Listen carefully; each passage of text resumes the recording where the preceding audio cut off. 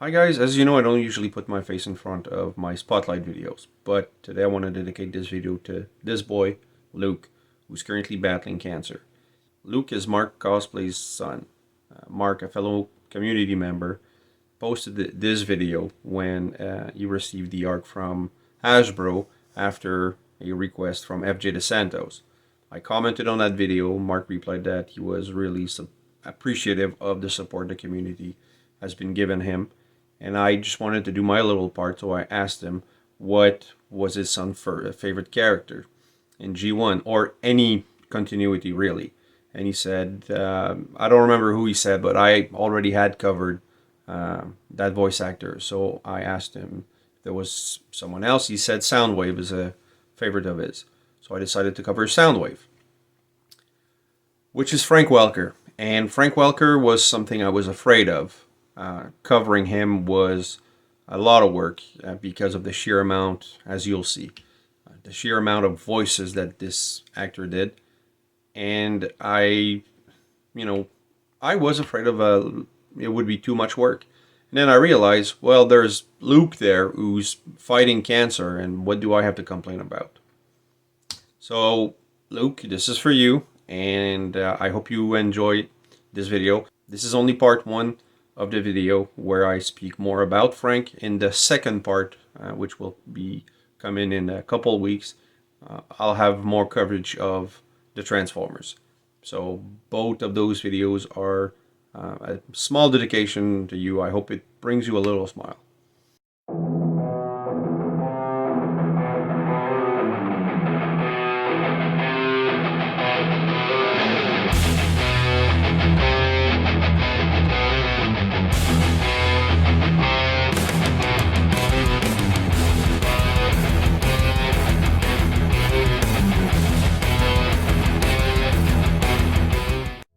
Megatron, Soundwave, Rumble, and countless others have one thing in common. Beside all being Transformers, they're all voiced by the most impressive human being that ever walked this earth, Frank Welker. He is so impressive that I'm going to do a multi-part video, because it's just too much for one spotlight. Frank is important to all Transformers fans, because he created the voice of so many legendary characters, and we miss his voice when he's not there. But there is so much more than the Transformers to this more than human individual, and I'm going to give it my best to show this to you as briefly as possible. Let's meet Frank. Born Franklin Wendell Welker on March 12, 1946 in Denver, Colorado, Frank is the family's baby. Growing up, he found that by using his divine ability to reproduce the sounds and speeches of animals at the dinner table, he could get the attention he needed.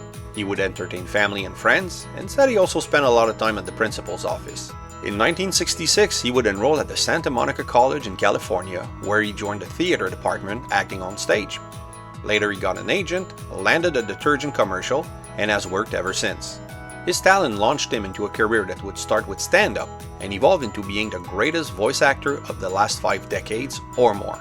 As I record this, Frank is the third highest grossing film voice actor of all time, with a total box office gross of $17.4 billion. Not surprising, a combined total of over 860 films, television shows, and video games have his name in the credits. But where did it start? Well, Frank did comedy first, and his routine had a lot to do with voices, impressions, and animals. He would hold a conversation by himself playing very different characters effortlessly. His act would also include dogs, cats, and geese, and would end in a choir of ducks singing "We Wish You a Merry Christmas." He toured with whom he considers mentors, such as the Righteous Brothers Bobby Hatfield and Brazil 66 Sergio Mendes, who gave him an important tip: drink a bit of brandy to clear your pipes before you go on stage.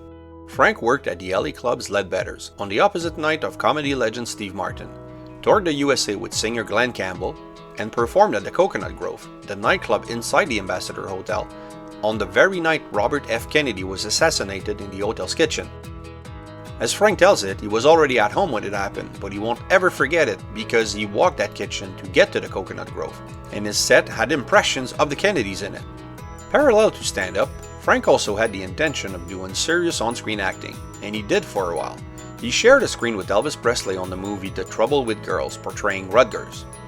But Frank said he put a stop to that career path after his performance during an audition for a TV Western's death scene drew a lot of laughter. Continuing with stand-up, one of his performances would be witnessed by a man who worked for an ad agency, who hired Frank to do dog sounds for Friskies dog food commercial.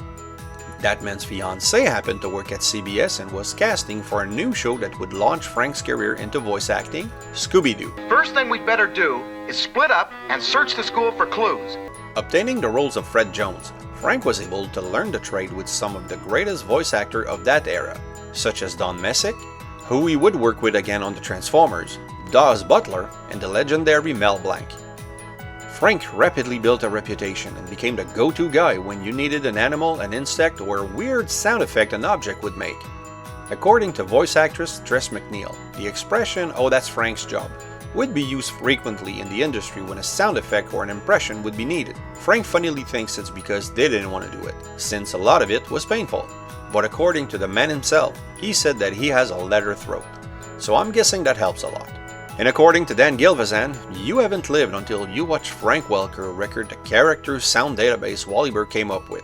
Watching Frank do anything imaginable was a pleasure to behold, and his impression of a cricket would drive sound technicians crazy. But since we can't witness this, let's take a look at Frank's roles and see if we can replicate the feeling Dan spoke of. Let's start with the live-action films and television appearances. As mentioned earlier, he was in the movie The Trouble with Girls as Rutgers in 1969. In the same year, he played Henry Farthington in The Computer Wore Tennis Shoes, but in the 1972 sequel, Now You See Him, Now You Don't, he played a different character named Miles. You may have seen him in the movie How to Frame a Fig as Prentice Gates in 1971. Then you saw him on The Partridge Family as CU in the episode My Hearts Belong to a Two-Car Garage in 1972. 1973 would have him portray Freddy on The Paul Lindy Show in the episode Springtime for Paul, or you caught him on Butch Cassidy as Elvis. He was the titular character on Wonderbug, a TV show that ran from 1976 to 1977, but then he would stop live action until 2008, where on the show The Banana Splits he played the role of Bingo. I guess it's considered a live action because it's not cartoon, but Frank only did the voice. Or maybe he was in the suit, who knows. His last live action role was in 2009 on The Informant, where you saw him as Mr. Whitaker. Even if you don't watch TV, you might have heard Frank's work, because like his Transformers castmate Corey Burton, Frank also got the chance to voice characters from theme parks. At Universal Studio Florida, he's a dinosaur and Barney Rubble on the Fantastic World of Hanna-Barbera ride, Goddard and Poltra on Jimmy Neutron's Nicktoon Blast, Megatron, Devastator, and Ravage on the Transformers The Ride, which is also featured in Hollywood, Singapore, and Beijing. He's the evil Emperor Zurg on Buzz Lightyear's Space Ranger spin. You might have heard him at Warner Brothers World Abu Dhabi in the United Arab Emirates on the ride Scooby-Doo, the Museum of Mysteries as Fred Jones, but also Scooby-Doo.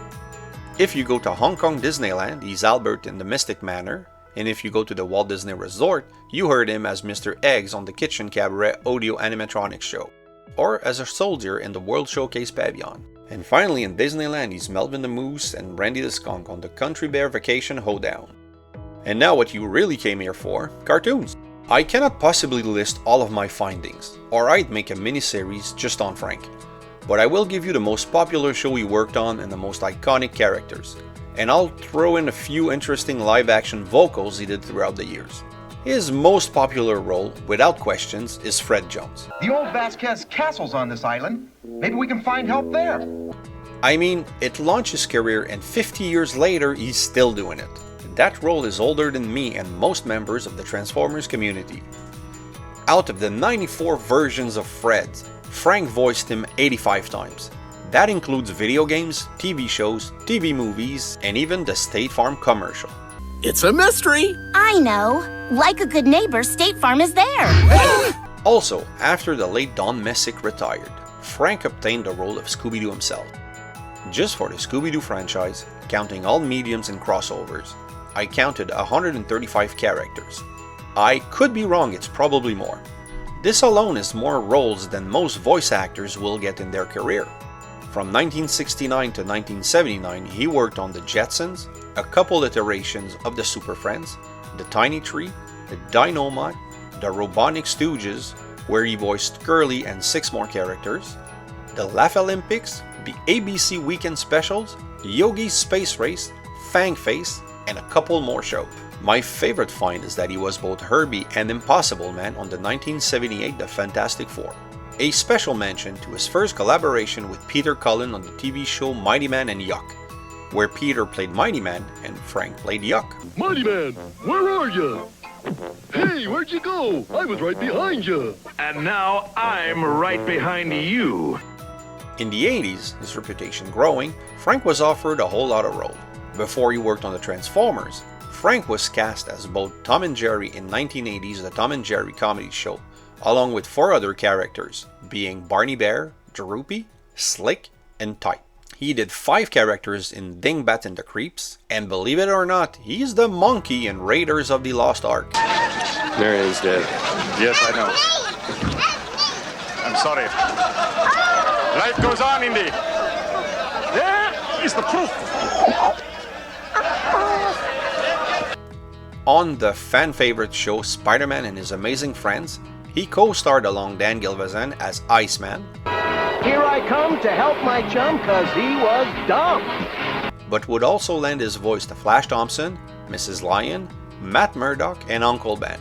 He played Hefty, Clockwork, Poet, and Wild Smurf on the Smurfs, but also Pee-Weet and Puppy. Black Star would have him as Burble, Gossamer, and Riff, while on the movie Cujo, you guessed it, he's Cujo himself. Now, I knew he was Dr. Claw and Mad Cat on Inspector Gadget, but I had no idea he was Inspector Gadget, and non-surprisingly Brain. You know, all dogs go to heaven, but all dog voices go to Frank. On the Dungeons & Dragons show, he was Uni, and the fearsome Tiamat. This time you'll not escape me. He was Stripe, and also many Mogwai and Gremlins in the Gremlins movie. That's just a minimal portion of his roles in the 80s, because he was also in shows like Muppet Babies, The Dukes, Q-Berts, Rose Petal Plays, Snorks, Teen Turbo, and Kangaroo. I think this will be a good spot to end part 1 of Frank Welker's Spotlight. I hope you've enjoyed it. If you did, please like, subscribe, and hit the bell. Also leave a comment, I love reading those. And if you can share the video, I'd appreciate it, it really does help. And remember, nothing in life gives you the right to be an asshole. Take care!